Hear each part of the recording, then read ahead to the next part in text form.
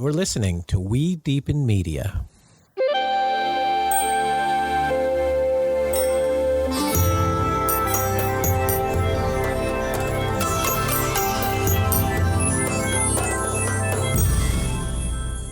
Hello, and welcome to another episode of Deepen with Christina. I'm your host, Christina Weber, founder and CEO of We Deepen, Feminine Weapon, and also a certified professional coach and matchmaker. If you haven't joined the We Deepen matchmaking database, head over to wedeepen.com. This is for those who are currently single and you're feeling this level of readiness for your significant other. Go submit yourself into the matchmaking database. There's going to be a lot more coming to you there. I will also caveat as you follow me on this journey and we keep expanding, I will be at some point uncoupling the matchmaking from We Deepen and the matchmaking and coaching by Christina Weber, who happens to be the founder of We Deepen. And so We Deepen goes on to continue to become this curated network of social and transformational experiences that, as you're journeying through these events, are designed as they're woven together to help you have more meaningful, loving relationships. Bonds build best over time, so it's beautiful once we go into a city or a community and can activate those connections through experience. So yes, definitely go wedeepen.com. Hit the social calendar, see what's happening in your city. If you are in a location that is not yet there, reach out, send a message, say you're ready for us, and that will help drive us to come and be with you. Also, there's experiences to travel to and be a part of. High Vibe Fest is coming up in the first week of May, May 4th through 5th. I think my guest today, who you're going to be talking to, is actually going to be at High Vibe Fest, so you can meet her there. This is why we record this, these episodes, and you get to listen to us from afar. But what's really most exciting is to being together with you in real life. If you do enjoy this podcast, please do like, subscribe, follow, rate it. It helps more people find it and helps me continue to do it. Give it 5 stars. That's if you're listening on Apple, if you're listening on Spotify, wherever you may be listening. Definitely do that. Thank you. I appreciate it. Also, there's a course now offered through We Deepen, Relationship Renegades. They are 2 just shining stars in relationship, and their love story is so it's transcendent in the sense that they make you believe. Like sometimes they were an episode of this podcast, and their love story is some people listen to it and they're like, is that even possible? Like that level of love, is that even possible for us this lifetime? Yes, it is, if you believe that it is. So go check out the Relationship Renegades Higher Love certification. I think that there's been a lot of testimonials within that experience, that course. So you'll see that at wedeepen.com as well. Today, I am in my house in Austin, Texas, sitting on a biomat. I just lit a candle that Naweïa Wilder, who we're going to speak today, got me for my birthday. We live together, and we've been living together since January 1st. And Naweïa is this phenomenal healer, and it's interesting. She's a young healer. I just turned 42. She's turning 29 soon, and we, going into this, and we started to think about this conversation. It's there's like a stigma sometimes around the young healer, and it's been so a healing. Also, I use the word healing and also empowering for me to sit with her. I've done 3 sessions together. She's a kinesiologist and an integration specialist, and has helped me process through some relational experiences that I'm having. Because while it's interesting. I'm out in the world, and I'm supporting other people with their relationships and coaching and matchmaking. And I'm in the journey with everybody else. I'm not like, oh, I figured it out and this is how you do it and here's the steps and what to do. No, I'm going through the experience with you, and I have my own work to do. And so Naweïa has been in the house and she's witnessed me as I'm, dating and relating and having these experiences and supporting me through some sessions. So I've gotten to experience, and I'm really actually interested as I continue to offer these private packages to support other people in their love lives. I go out and I kind of like that, a little bit of the test monkey, or let me test this, see if this works. How does this help me? And her modality, the idea is to bucket that in, like I do with Laura Nana, who's the episode of Dating in the Mythic Dimension. Some of the other, facilitators that you see on this podcast, I'm, having the experiences with them to then offer those experiences to other people through how I have changed and transformed my own self to get more aligned in my desires. And I would say that's kind of what Naweïa does. It helps, her work helps you get more aligned with your own truth, to clear any blockages that are potentially holding back from what you desire and what is actually accurate for your soul this lifetime. And so when your soul, if I even think of the life journey of the journey to love, it's, removing layers of the ego that are, whether it's fears or negativities or illusions that are separating you from the highest version of yourself, coupled with ever increasing acts of sharing. And Naweïa's work is the process of removing those layers so you can actually share more of your truth with another human being. Naweïa, happy to be recording this podcast with you on Sunday morning in our robes on the biomat. Welcome to Deepen with Christina. Thank you so much for having me. So let's start first of a little introduction to you. How did you get into this work? And you're more than welcome. I know you have a deep story behind it. So answer that question in any way that you feel called to this morning. Yeah, so I was somewhat thrust into the work. It started for me really young. I was always really emotionally aware, and my mom was really unwell mentally, and I had a sister who passed away when I was 10, and she had a brain tumor for 5 years. And so I kind of watched how that impacted my family. And by the time she had passed away, both my parents were really bogged down and kind of shadows of the humans that I grew up with, and it was kind of like the beginning of everything for me. Then I could tell that I was, even though she had passed, and it seemed like that was the big moment. It was more, I could feel what was coming, and I was raised in a household of a lot of conflict, a lot of untruth. It was a Mormon, extremely religious household where there was just a lot of restrictions on the soul.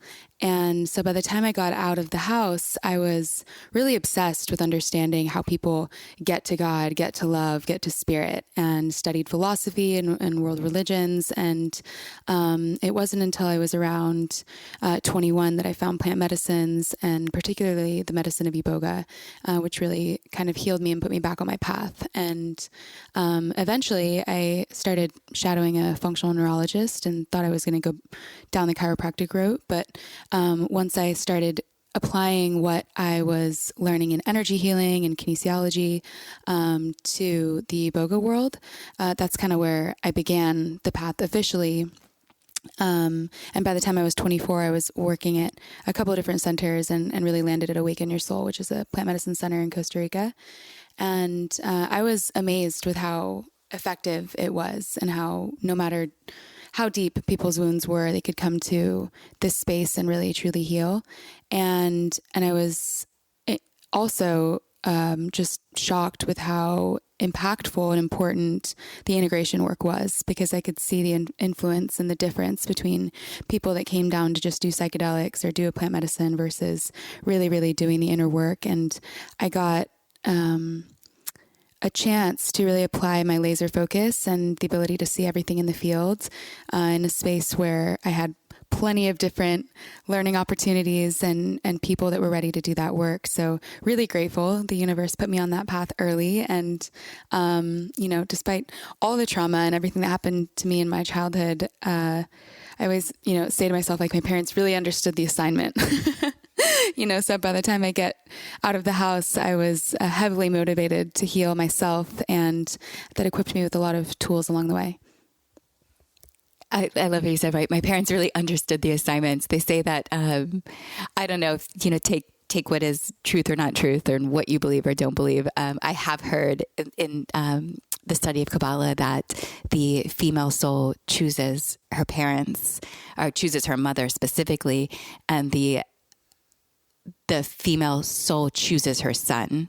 And it's for the evolution of that soul. You choose the medicine that you need to evolve this lifetime. First off, Iboga. I have experience with ayahuasca. I don't have any experience with Iboga. I imagine some people listening are like, what? I don't even know what she just said. What is Iboga? Can you give a little bit more of context to that? Yeah, so it's a root bark from Gabon, West Africa, and it's a truth medicine. It's interesting when you describe my work, removing layers that are inhibiting the soul and stepping into your truth. I think the essence of that medicine that's really transformed me and influenced me so deeply in my life is transmitted through a lot of the work and the way that I see the world. And when I found the medicine, I felt like it worked like my brain worked, and have since found myself returning to be of service in that way since it began. But it really it's a longer experience than ayahuasca, and incredibly deep and different than, other plant medicine experiences. People will come to do Iboga maybe, once or twice in their life, more commonly, because it's just so deep and so centering and puts you on your path and heals you, and essentially can move forward and live the life that your soul has always been looking to live uninhibitedly. And so your work, what I observe, because we have bedrooms right next to each other, and we mainly work from home here on our computers, and all day I hear you in your bedroom doing these phone calls, not even by Zoom. You actually work one-on-one with people through the phone. Most of your clients have never even seen your face. And so they book these sessions for kinesiology, which is different than, you're not doing Iboga with these clients. You're actually in like a 30-minute to an hour or 2-hour session with them, and you're doing clearing. And there's a thing of, you're speaking these numbers or these percentages, and then and these beliefs, and then you're working through the beliefs. And you and I have done a few sessions around it. And there's things that you'll, bring up age of depression and this at age this, and then we'll kind of go into maybe where that could be coming from, but then you clear it. Can you speak a little bit more to this, the process of a session and what that's like and what the fuck you're even doing? Totally. It's funny. I actually used to do all my sessions via video call. And after just like 8 hours of doing that a day, my smile was just glued to my face. And so now by request, I'll do that occasionally. But the process is really uniquely tailored to whatever my client is needing. And I employ all the tools in my toolbox to be of service in the best way that I can. And now sometimes I'm doing EFT tapping as well. So I have a mixture of a lot of different tools that I'm using. But we get really clear on belief systems, structures, goals, directions that people are wanting to go in life. And the beautiful thing about kinesiology is I can get a very clear read on what % of them is actually aligned with what they're asking for in their life. And you'll find often that, for example, if someone's looking for their dream relationship or their dream partner, they give me a description of who that person is, but really they're more subconsciously aligned with like their dad. And so they'll repeat certain patterns in, the ex-boyfriends or their relationships. And when you can get the subconscious dialed to what you're consciously speaking in to the world, everything gets so much easier. Okay, so me specifically, we had our first session shortly after Benji, who is the founder of Aboutly, had asked me 3 specific questions about who my future partner is. And it was, it's interesting because I'm always outputting this work into other people. And now somebody was coming to me and being like, okay, Christina, what do you want? And so I answered these 3 questions and had mapped it all out, and it felt really good. And that's where we started. You looked at what I had written down, and you went through to see what was actually really true within that that document. And it's funny, we laugh. It started at I think the first question is, let's pull that up. What am I looking for in a relationship? And I start with, I have what David Data describes as the radiant goddess and warrior of love. And then I put a link to this. The first time someone said, see link here. See reference points. But the radiant goddess and the love warrior. And I went on to say, my partner appreciates my passion for studying and practicing love and is willing and confident about doing the relational work together.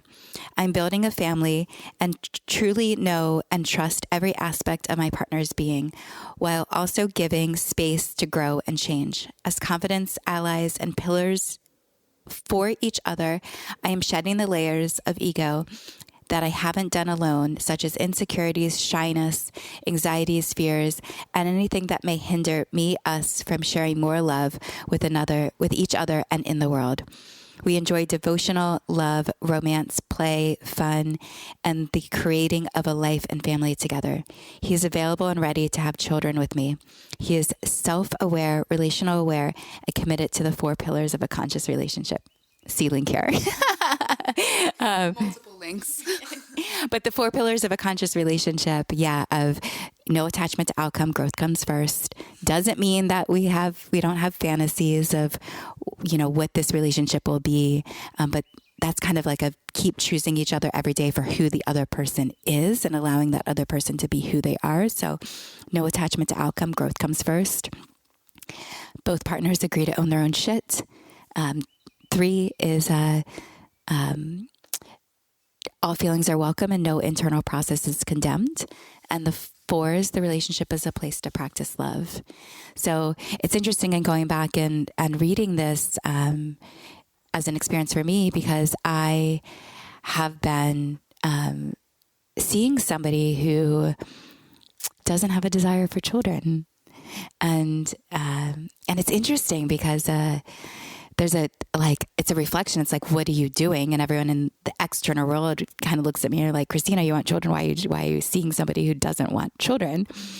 And there's probably a piece inside of me that's like, well, once we get deeper in this relationship and we really fall in love, he's going to change his mind, because we're going to want to share more love with each other. And that's part of life, is procreation. And then I get into the disillusion of what really is right in front of me. We went through a session of there, and then what qualities are attractive to me in a partner, and then what do I envision in a family. If you could, Naweïa, as I went through this particular session, and if you're working with a client in this way, what is it that what are you doing and what are you seeing? Yeah, so I'm scanning for when someone gives me a description of what they're calling in for love. again, one of my biggest intentions is to truly listen to the soul and the heart. And love happens in waves. So sometimes I'll have people come to me, especially older women who I love working with, and they're very particular about what they want. And it's more of like a comfort thing. They're looking for a specific kind of partner. And in those instances, it's really simple, to get to the nuts of what they're trying to realize in their life. And, within maybe max 8 sessions, that person just walks into their life and they're satisfied clients. And it's just beautiful to witness the power of the subconscious mind. Once it's dialed, we actually do create exactly what we're wanting in our life, even after lifetimes of searching for someone and believing it didn't exist. But with some of the more recent waves of my work, I've noticed that people aren't just looking for that cookie cutter box person. They're looking for an experience of deepening into love, which is really what you focus on in your work. And so I'm listening to the journey of the soul, and sometimes I'm muscle testing the entire description of what they are sharing with me and looking for gaps and maybe words that could be tweaked or definitions that could be adjusted so it actually tailors. It's like a costume or a dressing that the soul gets to put on that actually really fits the expansion of that person. So we're looking to make sure we get the wording right, the definition right, and then from there we're testing what % of your subconscious is actually aligned with that and available and open to that and is okay with that in your life. And if the subconscious isn't actually okay with realizing something in real time, it just won't really take place. It's got to feel normal and safe. And so we do that work to clear any beliefs, blockages. It's really multidimensional at this point, looking at different timelines and if you believe in past lifetimes or future lifetimes. I know you identify as being from the future, which is totally true. Having lived with you for so long, it just doesn't carry much backlog from the past, your spirit. And so we're collapsing all those timelines to really be in the now of the magnetism of the love that you're desiring to experience here in this 3D form. So yeah, I'm at this like really interesting age, as you said, like working with older women, because there is I had lunch yesterday with Isabella Braveheart.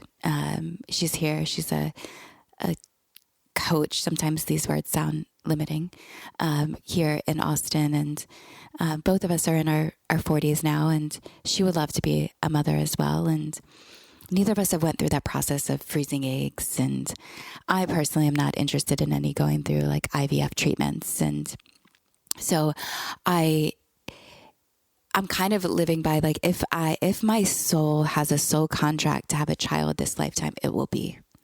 And also coupled with I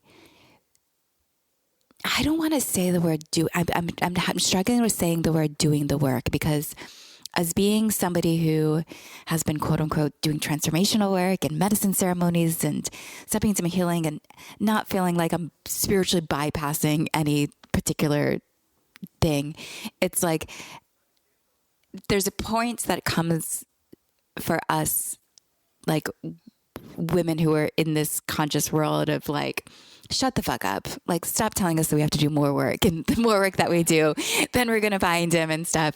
It's like I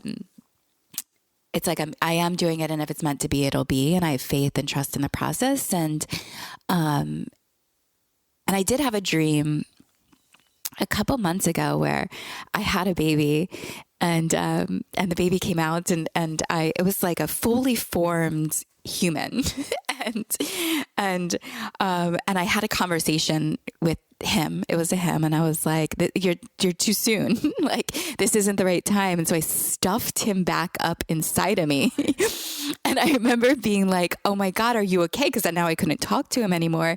And then my mom and I were scheduling an appointment to go to the doctor to make sure that I stuffed the baby back up accurately inside of me, and he was okay. And the dream space. And I also too it's getting like, I don't have any regrets this lifetime. Like, I can't look back and think of, damn, if I would have just had a baby with that guy. I don't have that missing, like, I don't feel like I've miss the opportunity or miss the chance. It's just this greater trust. And then sometimes, I look at, Patty Stinger for one, which is interesting. The LA Magazine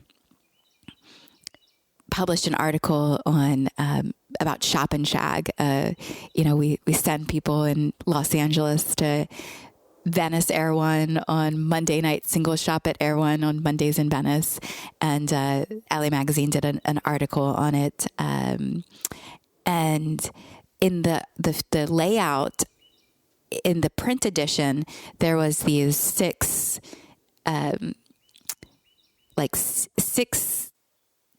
pieces of advice that Patty Stinger says in dating. And I read through these 6 pieces of advice and I was like, what? There was like maybe one that I could resonate with, but the others I was like, what timeline is she on? Like, this is like, no. Like, one was like, be normal. Don't like be a normal person. Don't try to be eccentric or anything like that. Just be normal. And another was go outside of your neighborhood. Sure, I can see go outside of your neighborhood, but there's also people right there inside of your neighborhood if you're connecting with, like, bonds build best over time. Like, keep saying hi and keep going to the same grocery store and build familiarity with the people right around you.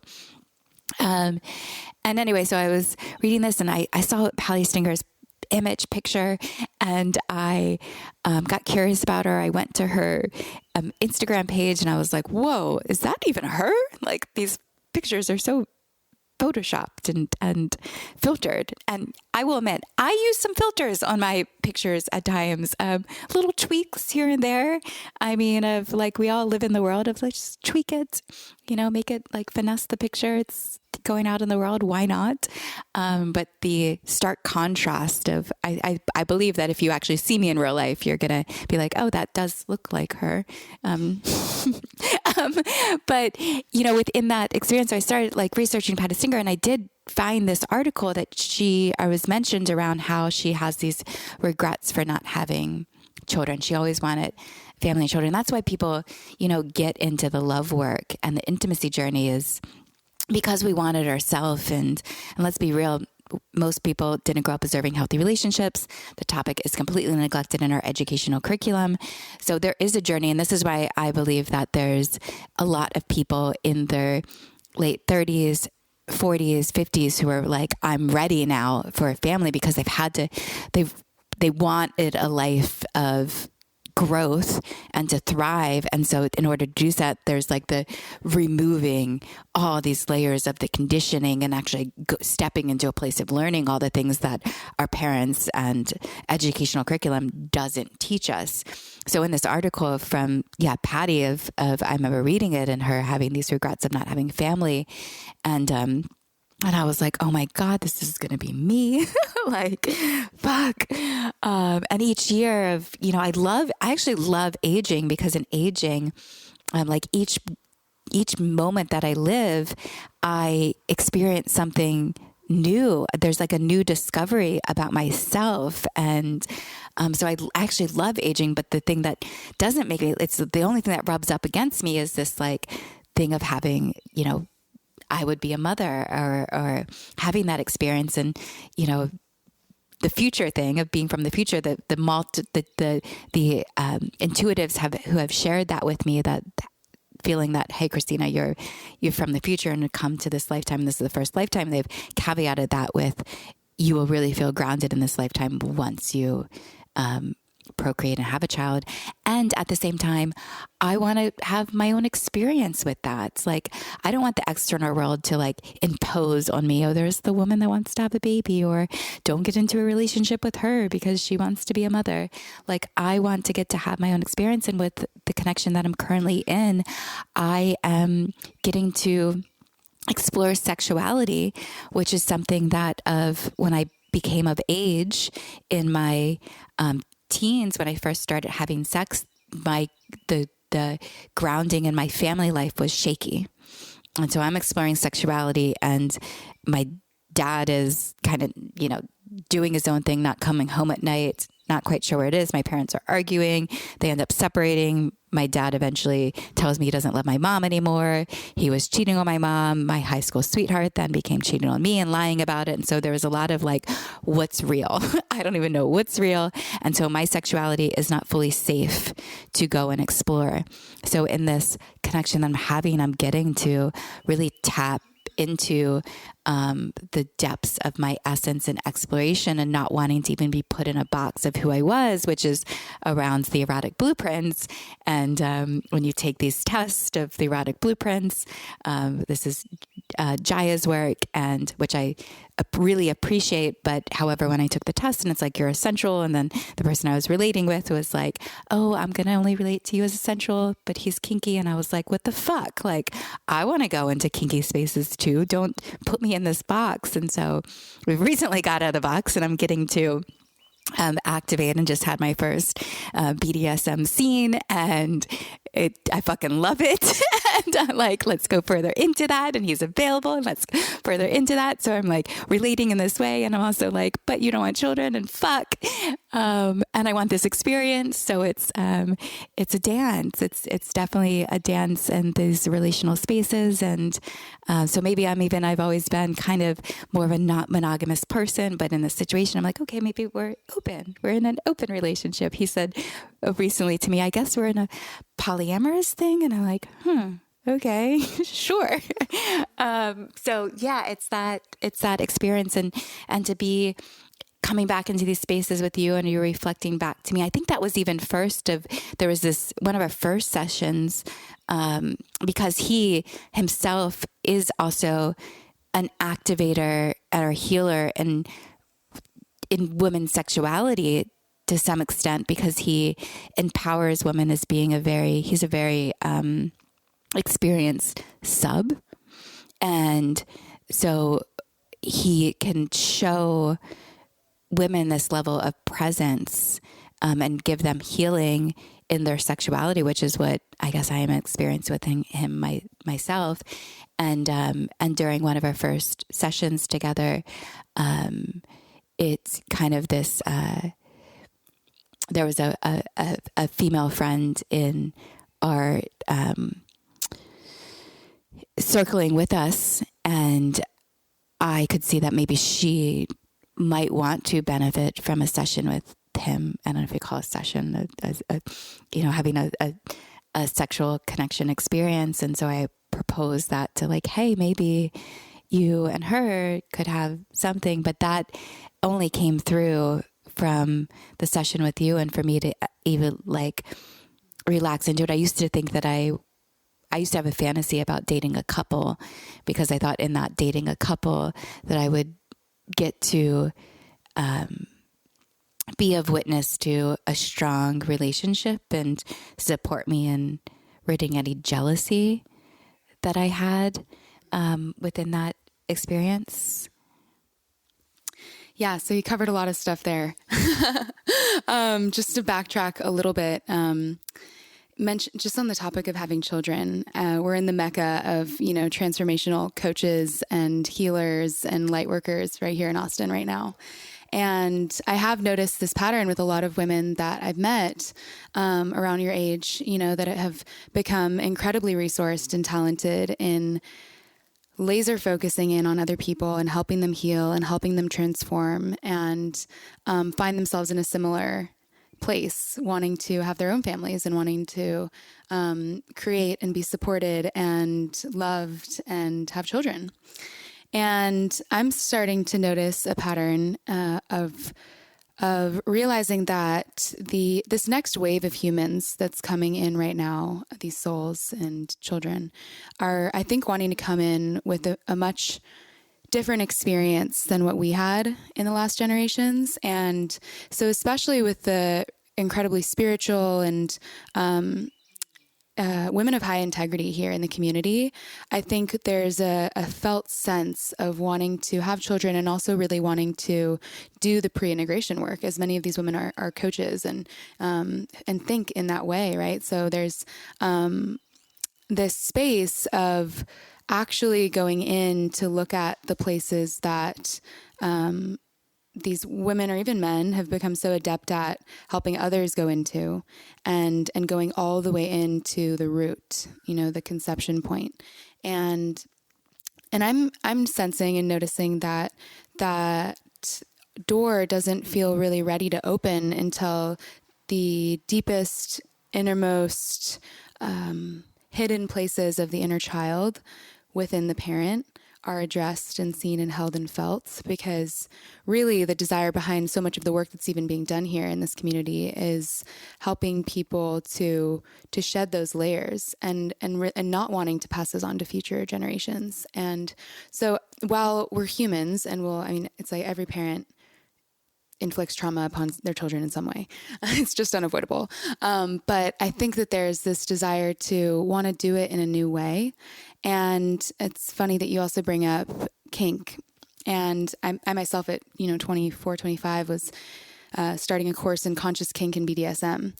And really because I was interested in how the healing can take place there and I had clients starting to come to me, even in marriages, that had kinky desires that their partner, they couldn't even tell their partners, or their partners weren't open to.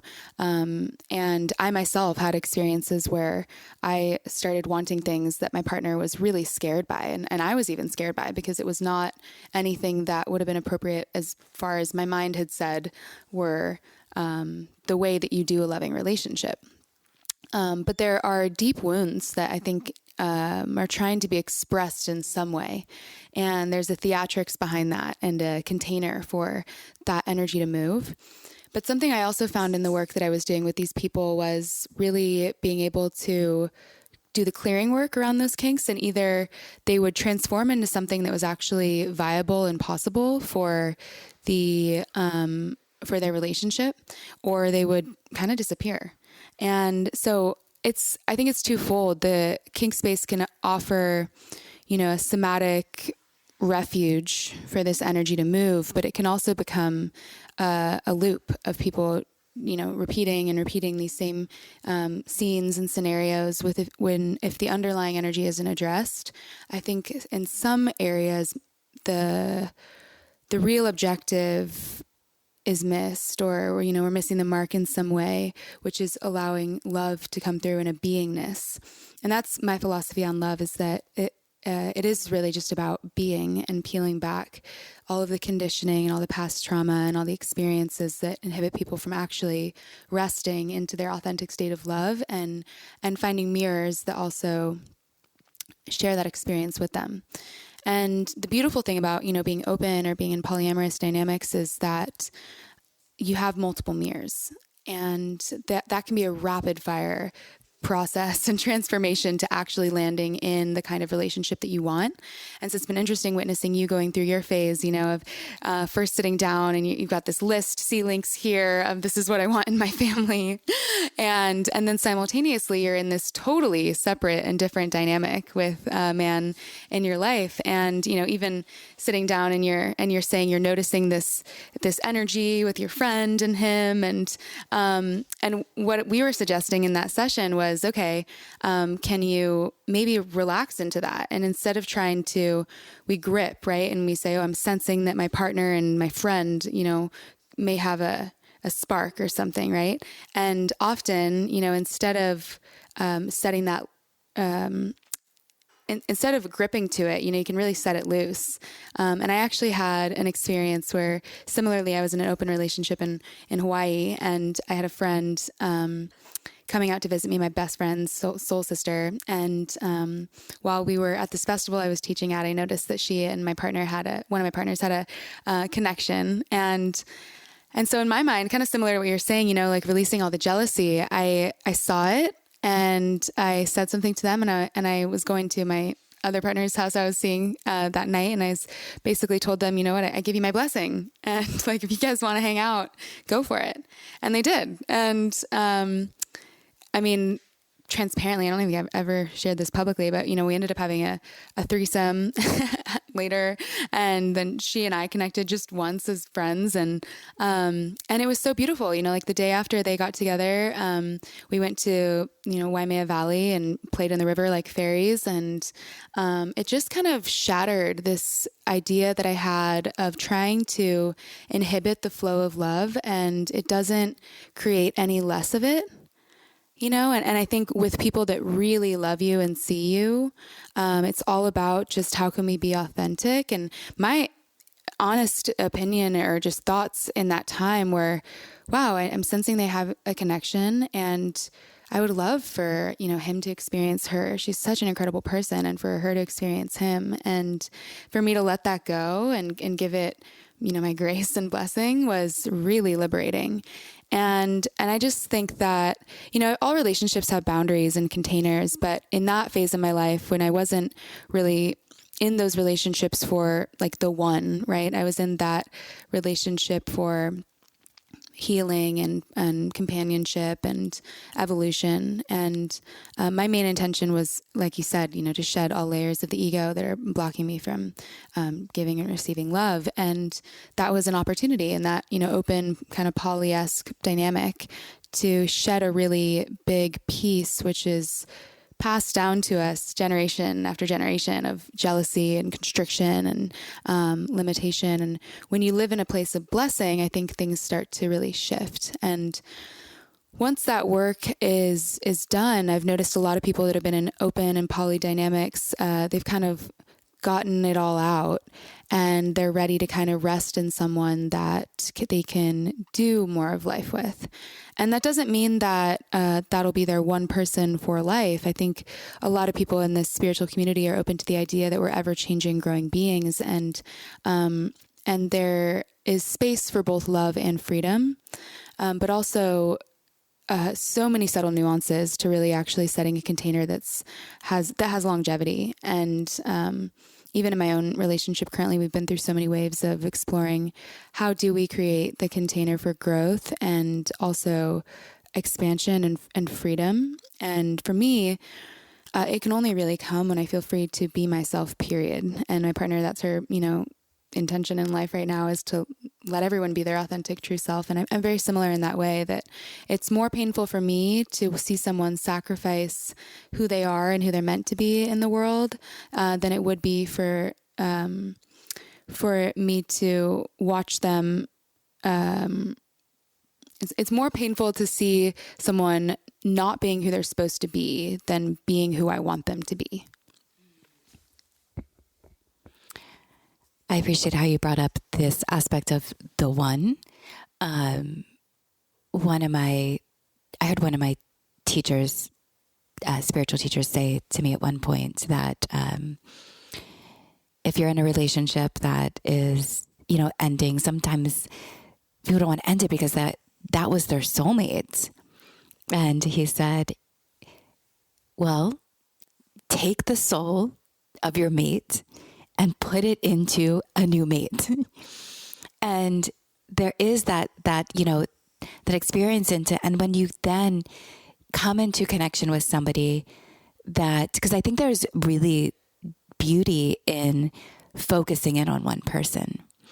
And when you do focus in on that one person, then the deeper layers that you get to go to that you can't really arrive at in the full-on exploration of your reality, of your existence in multiple people, and it's a process to come into that level of connection.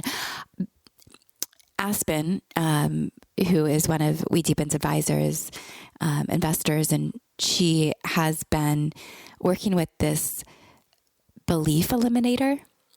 And she's telling me about these sessions. They are, this guy it's like $700 per session to do with this man. And he eliminates these beliefs that you don't want to have. And I sat with her, and this is a couple of weeks ago, and I was like, oh, I think I might have this belief I want to eliminate.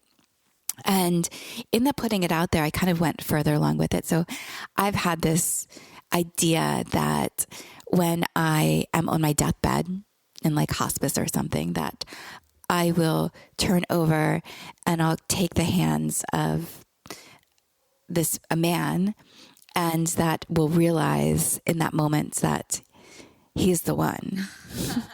And so it's like oh my God, I'm going to meet him on my deathbed. And so there was this fear of like, fuck, like I'm not going to meet him through my deathbed. And I had this realization like, oh, it doesn't mean that I just met him in that moment. It means I've come to this realization that, oh, it was you. And when I spent a month in Bali a few years ago, and I would, meet all these people. And I was there with a man that I was in relationship with. We had met at Burning Man and then traveled to Bali and lived in Bali for a month together. And I kept meeting all of these people, and they'd be like, oh my God, it's so great. You found your soulmate. And I would get triggered and like, don't call him my soulmate. Like, I don't know. Or I'd meet other people they would tell me about their twin flames and their soulmates. And I'm like, you're 25 years old. Like, slow down. And in that, I was like, I think in my experience of what I'm feeling in that hospice bed moment is that life is this journey of unfoldment. And there's, in Kabbalah and Love book, they say at the end of it that there's this quote that says, love never appears at the beginning of a relationship, especially a soulmate relationship.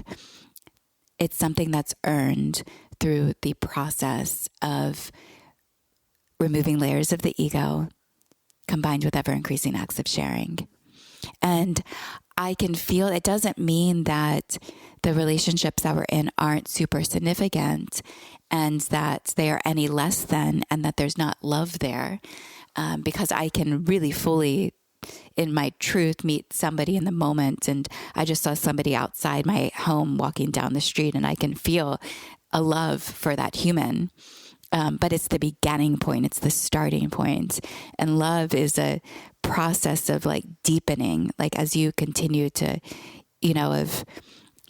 specifically, I can even think of this connection that I'm having with this man who at first, I felt constrained that he was looking at me like, Christina's sensual, so I only have sensual experiences with me. And I was like, stop fucking putting me in the box. Like, I want to go kink. And that, when as we were coming to this, I felt as though he wasn't seeing me.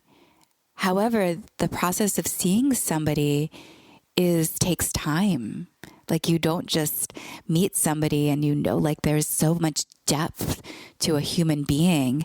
And the only way that you'll get to experience that depth is if you like if you're with them I'm thinking what's coming to mind is like two people getting trapped in an elevator for like hours upon hours, because through that experience, you start to like express and learn about them. But if you don't sit still for long enough, you'll never know that. There's even a Bell Hooks quote that she speaks about, to really know love or to be able to love another is to really be able to sit still with yourself first for extensive and longer periods of time. And then when you can do that, then you can really get into the depth of being still with another person for a period of time. And through that is where the whole process deepens and evolves from that space. Yeah. Well, thank you for sharing that dream. It's kind of prophetic, almost like rolling over on your deathbed and finding the one, because that's what I have seen again and again in the couples I work with. And it's incredible to see how this kinesiology tool, the modality, and I'm also a belief eliminator of sorts, right? You look at your session logs and we've got lists of beliefs that you hold about relationships that we've cleared down to 0%. And this one we haven't actually really looked at yet. But I was actually doing a session the other day and really looked at the word abandonment again. And if I dissect that word, it's a band of one mint. And the oneness in that abandonment wound that you actually go into in that death, and the brain experiences abandonment, exile, aloneness like a death, especially inner children, right? Like babies cannot survive without caregivers and love. And so when we have that deep aloneness and abandonment that's triggered by those partnerships that meet us the closest to our hearts, it creates that abandonment wound. And many people avoid going into that wound. But again, looking at that word abandonment, a band of one-ment, once you actually go into it, then you can form a band of ones.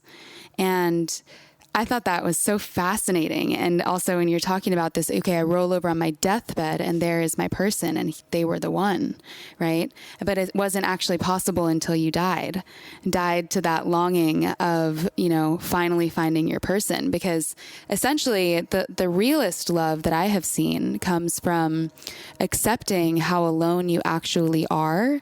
And this is a concept I've been exploring with monadic psychology, like the monad, the single-celled organism. And realizing that at the end of this whole life, it's just you. We're consciousness experiencing itself, and this whole experience is a projection of our psyche, like having fun and exploring itself, and we are alone. And once you can really accept that and go through the death, psychologically that your brain is experiencing, because there's a lot of chemical flooding that happens in that place. And actually my deepest iboga experience was with someone who wasn't even initiated into the Bwiti tradition. He was a somatic therapist from the Middle East, and I felt like I went all the way into that abandonment wound. It was a rainy, overcast, gloomy jungle moment in Costa Rica, and for almost 3 days, I was laid out flat, and every single inhalation was like knives of abandonment. And I had been fighting that feeling, through either, substances or relationships, or really at that point in my life, like love addiction, because I had found what I thought was my soulmate. And he ended up, developing an addiction again and having to go to rehab, which left me abandoned. And so in that ceremony, I had to really face that abandonment wound and go into it and process all of the ways in which my body was fighting that death. And when I finally exhaled and surrendered into it, there was a huge shift for me in my life where I understood the importance of the void and the not knowing, right? Like, when is anybody going to come? And the answer was honestly that nobody is. And you're incredibly alone. And that's when that acceptance lands all the way, the love from within can actually start to begin. And ultimately, you do roll over on your deathbed and find that somebody else has also gone to that place and gone to that abandonment piece and is looking back at you as another one. And then you can form that union. But I think that is, my work really has separate categories and nuances, but some people are looking for, and I don't think there's anything wrong with this, but I think that we have different lifetime trajectories, and some people are really looking for that structured, even monogamous or non-monogamous, but just structured relationship that's going to support them for what their mind wants to do in this time frame.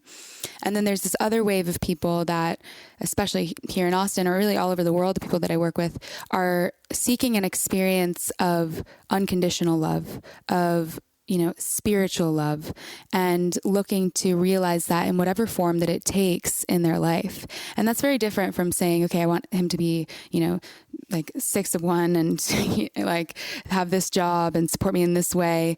It's more about what you're mentioning, like how do I remove all the barriers to love in my ego and allow allow the becoming of love from within me to happen. I feel like this is like a part 1 or our first episode together. Because there's so much more that we could go into, and I have a bar class, and so I'm going to head out to do my my workout shortly.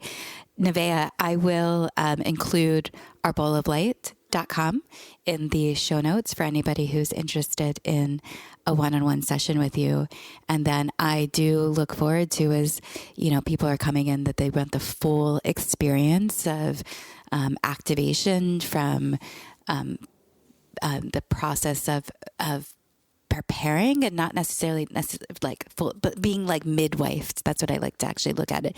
If you're at a place where you want, because oftentimes we think of when a union happens, when two people get married and they stand in front of a crowd of loved ones, they are essentially inviting this crowd of loved ones. This is the idea. This is actually why I really love the idea of marriage, is because you're inviting all these people into your commitment and asking them, like, hey, this is really important to us, for us to stay together.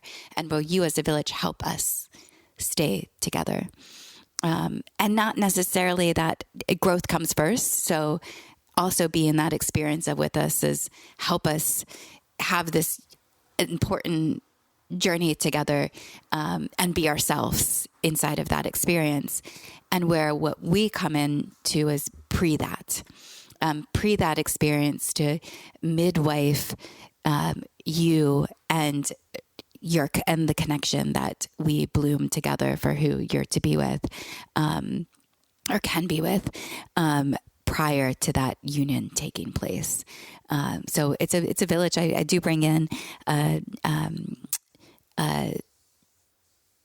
really special people, whether they're healers, coaches, that I have curated, who have supported me along my journey, who then I get to share with you and have those experiences. And it's we get to create love stories together.